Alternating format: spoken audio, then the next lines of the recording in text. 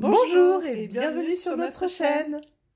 Je suis Lucie et vous êtes actuellement sur notre premier podcast.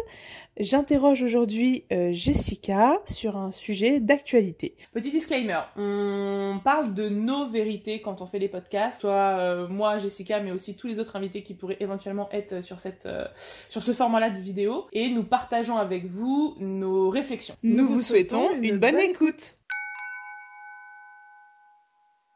Alors aujourd'hui, Jessica, j'avais envie de parler avec toi puisque tu es séparée, et donc célibataire. Et en fait, moi j'ai pas mal été sur TikTok ces derniers temps et j'ai vu des hommes qui se trouvaient dans cette situation-là aussi d'être célibataire après une séparation, etc.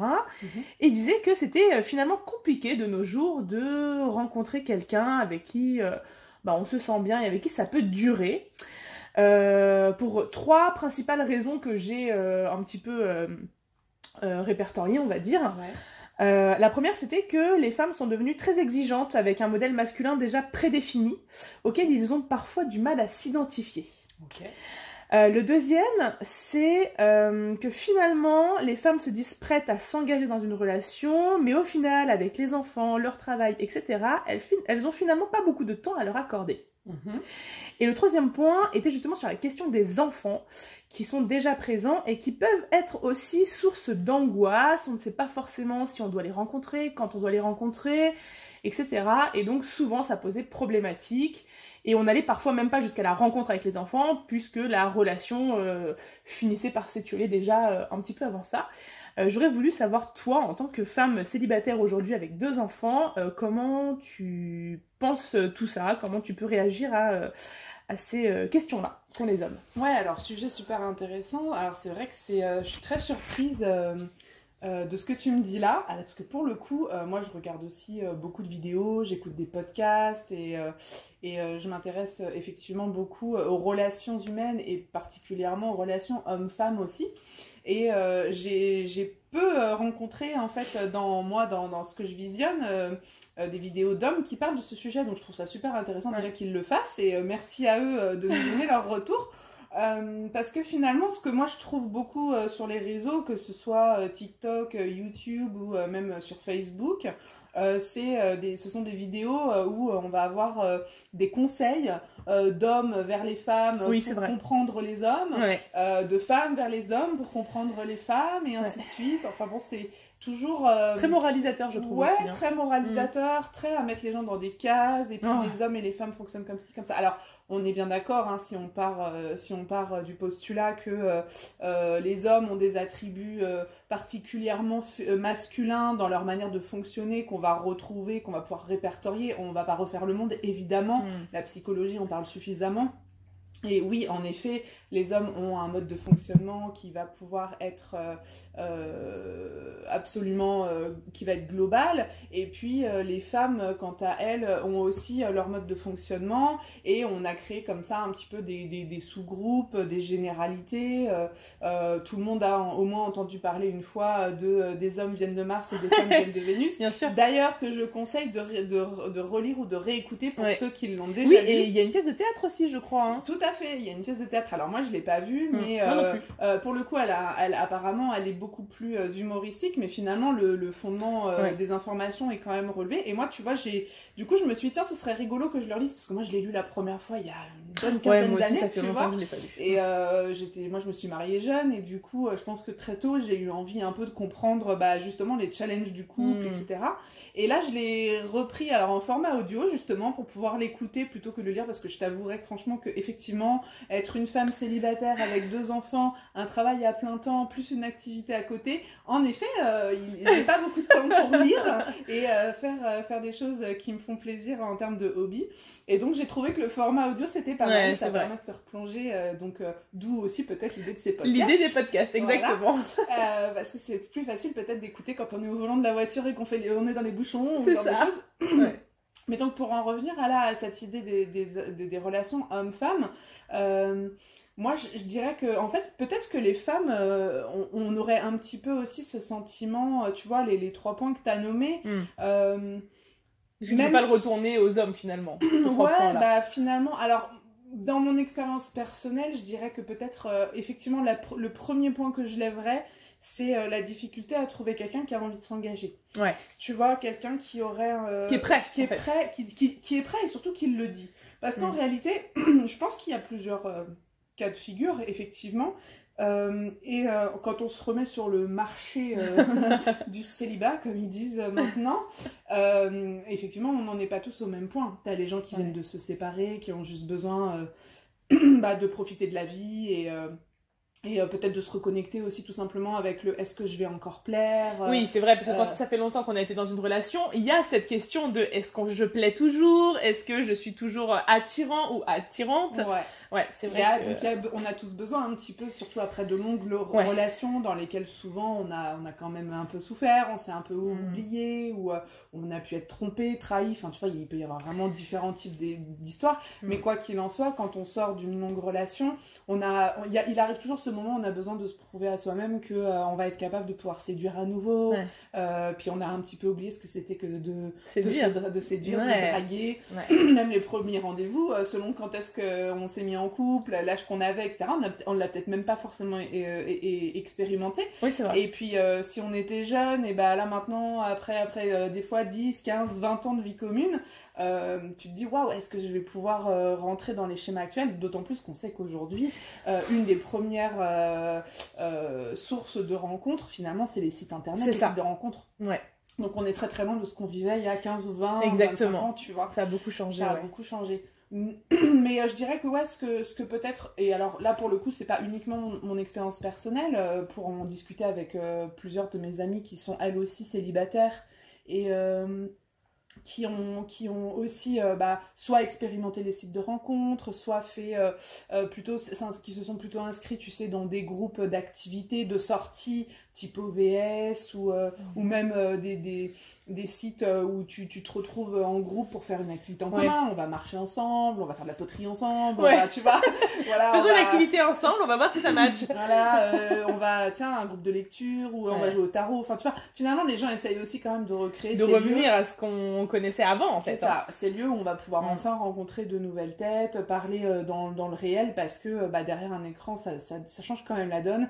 Et il y a quand même un certain nombre de règles qui sont implicites maintenant dans la rencontre multimédia et qui faussent un petit peu peut-être, tu vois, la dynamique. Et en même temps, c'est aussi la société dans laquelle on vit, c'est aussi l'actualité. Malgré tout, quand on est adulte, qu'on a des enfants, qu'on a une activité professionnelle, les trois ou que l'un des trois, de toute façon, c'est vrai que c'est difficile à partir d'un certain âge de rencontrer des nouvelles personnes.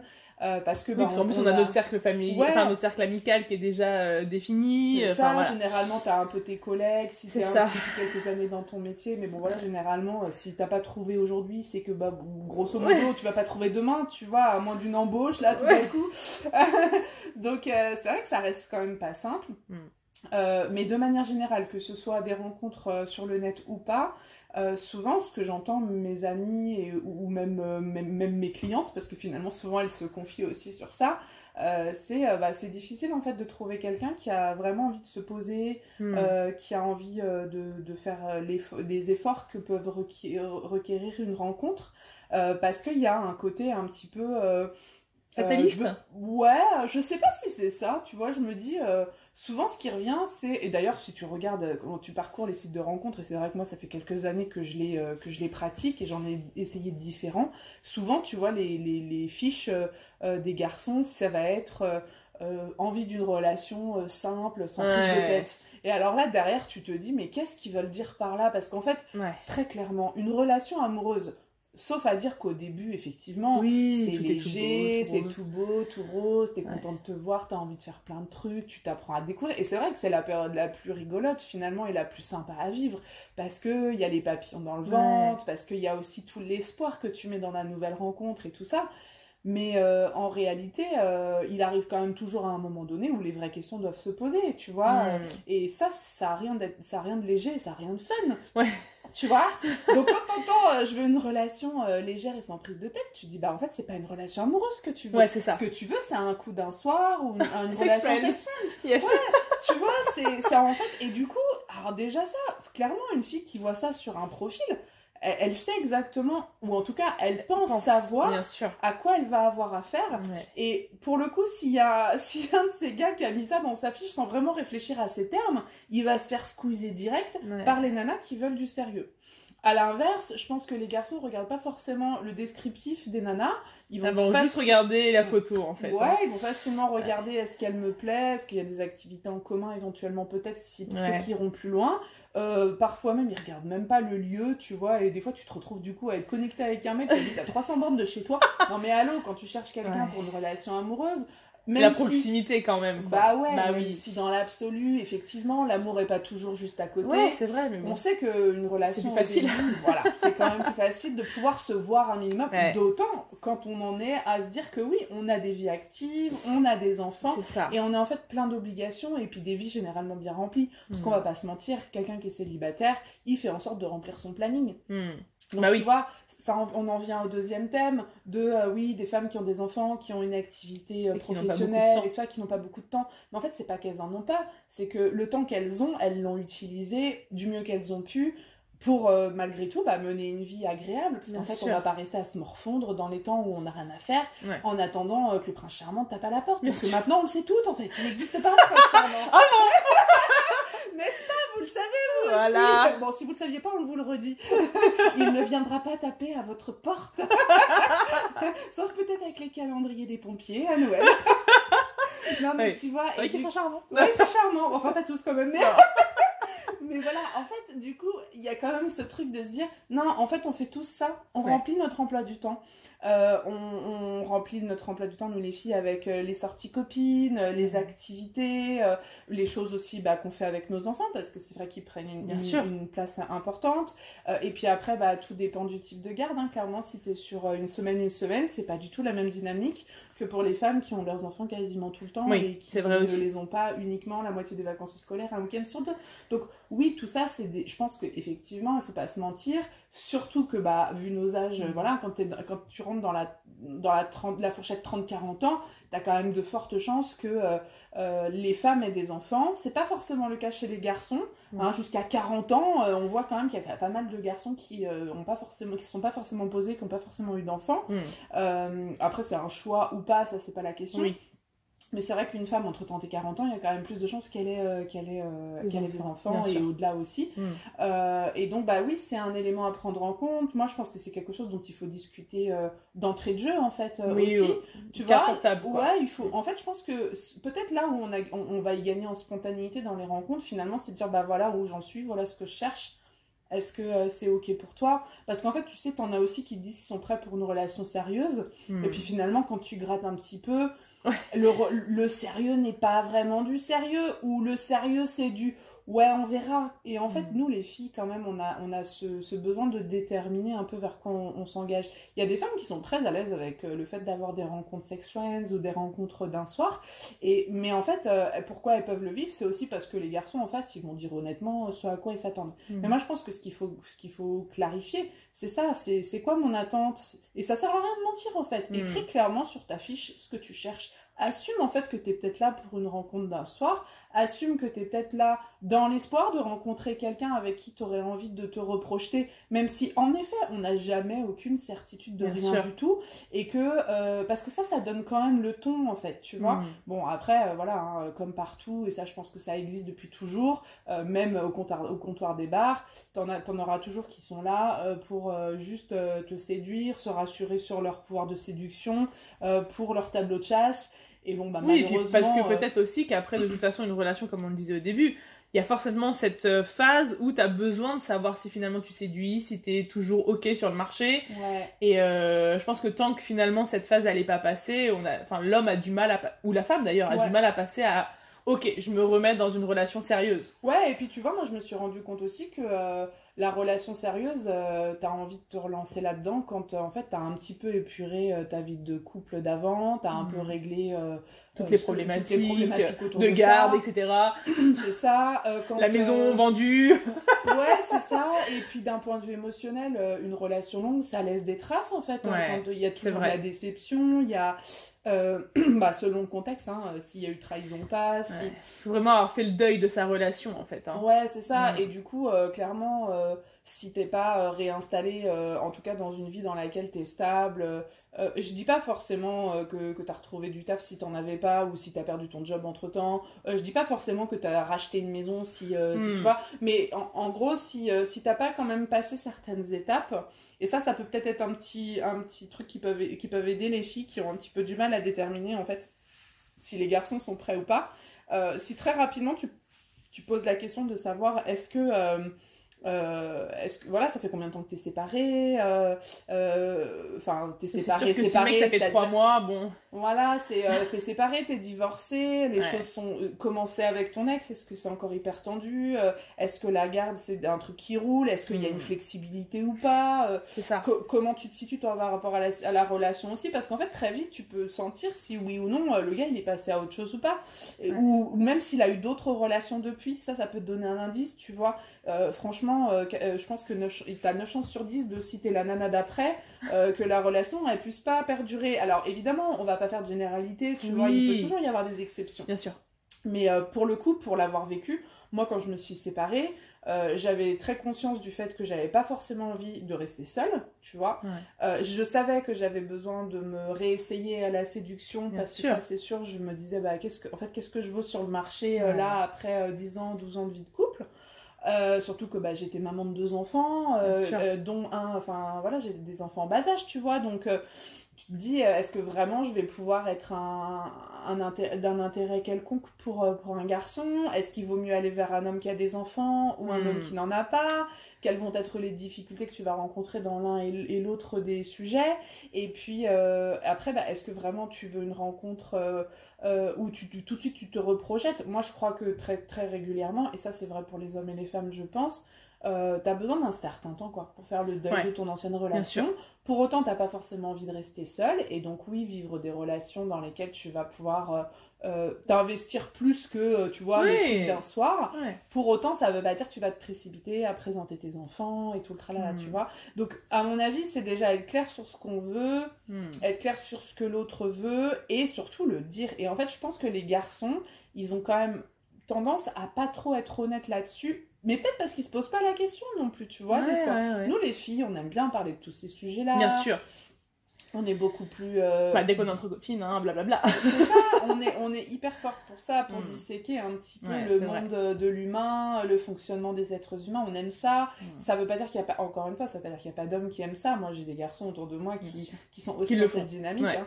Mais si on devait peser dans la balance, en fait, la quantité de femmes qui fonctionnent comme ça face à la quantité d'hommes, je pense qu'on se trompe pas trop si on dit qu'il y a quand même une majorité de femmes qui sont intéressés par le fait de comprendre les relations et une majorité d'hommes qui se disent il faut vivre au jour le jour, il faut se laisser porter. Et en fait, tu sais quoi, je pense que les deux ont raison. Oui. Parce qu'en fait, c'est un juste équilibre en fait. Ouais, c'est ça. Mais en fait, peut-être qu'on met aussi en avant des choses que d'une manière un petit peu maladroite, tu vois. Peut-être que finalement, si l'homme disait ouais, moi j'aime bien me laisser porter, mais en même temps, ça veut pas dire que je suis pas quelqu'un qui n'est pas sérieux, qui se pose pas de questions, tu vois, et inversement pour une femme qui va d'entrée de jeu afficher des questions claires et tout, mais dire tu sais, je sais aussi être légère et m'amuser, mais simplement je veux savoir où je vais. Ouais, c'est ça, parce que tu vois, je vais me faire un peu l'avocat du diable, mais en réalité est-ce que tu vois vraiment beaucoup de femmes qui vont être dans la démarche d'aller chercher une relation sexe-frame ouvertement assumée?